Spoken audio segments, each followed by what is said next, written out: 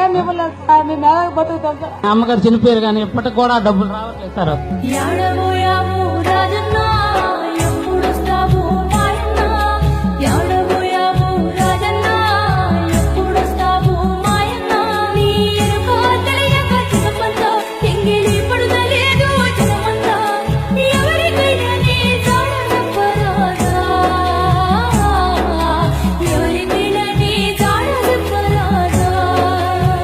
రెండు కళ్ళు చెక్ చేస్తున్నారు, ఒకటి బాగానే ఉంది కదా అంటున్నారు. పెన్షన్ కి ఎన్నోసార్లు మా జన్మభూమి మీటింగ్ లో కూడా పెట్టాను కానీ అయ్యా రాలేదు. సుమారు 50-60 మంది ఈ రోగులతోనే ఇది పడుతున్నారు.